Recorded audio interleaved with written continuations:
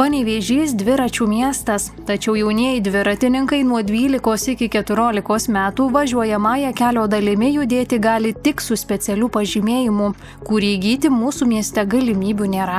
Atėjo tas momentas, kai mes tikrai turime susijimti ne tik savivaldą, bet ir privatus verslas, nevyriausybinės organizacijos ir tiesiog kiek galima daugiau vaikų apmokinti, kaip saugiai elgtis kelyje, kaip jiem iš viso augti pilietiškiem, sveikiem, saugiem piliečiam Lietuvos. Miesto savivaldybėje susirinkusi specialistų komanda aptarė galimybės tokius mokymus rengti Panevėžyje ir dalinosi kitų miestų patirtimi. Darome turą po Lietuvą, po savivaldybės ir bandome išsiaiškinti, kokiagi padėtis yra savivaldybėse, ar tie moksleiviai turi galimybę gauti tuos tokius dviratininko vairuotojo pažymėjimus, ar jie yra mokomi saugaus eismo ir panašiai. Tai esame aplankę dabar jau 5 savivaldybės, liko dar 12, tai labai skirtingas vaizdas.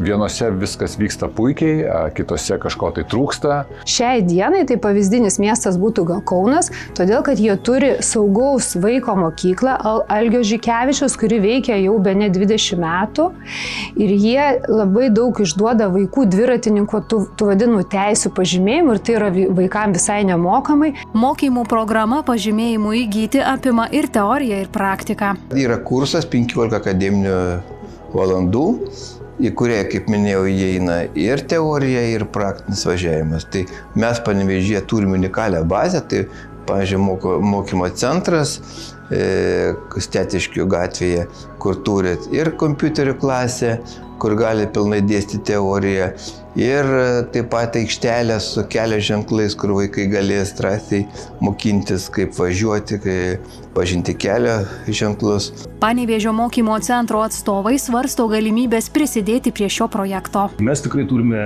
labai gerą bazę ir labai teritoriją didelę, tvarkingą, gražią, aikštelės gražias ir tikrai galėtumėm galbūt prisidėti prie šito projekto. Svarbu vaidmenį mokymuose vykdys ir policija. Mūsų tiesioginės funkcijos iš esmės yra prevencinė veikla, tai visada jaunosios kartos ugdymas ir tiesiog skatinimas taisyklingai naudotis apsaugos priemonėmis yra vienas iš mūsų veiklos vykdomų prioritetų. Tai mums iš esmės labai svarbu, kad jaunimas ir žinotų taisyklės ir jų laikytųsi. Tai būtent dėl to mes ir prisidedam prie tokios veiklos. Dviratininko pažymėjimas – nelaimių prevencija. Dabar labai daug vaikų ir jaunimo važiuoja su dviračiais, bet jie nežino kelių eismo taisyklių, saugumo ir paskutiniu metu mes susiduriam su labai dideliu nelaimių skaičiumi būtent paauglių vaikų. Tikimasi, kad šie mokymai Panevėžio moksleiviams bus prieinami jau labai greitai. Manau, kad pavasarį tikrai, startuosim su ta idėja ir su ta iniciatyva, nes labai daug pavasarį vaikų, tai yra tėvų, skambina Markiai Panžio klubas dviračių vadovai, kur vaikams išsilaikyti tą egzaminą, kad galėtų dalyvauti eisme.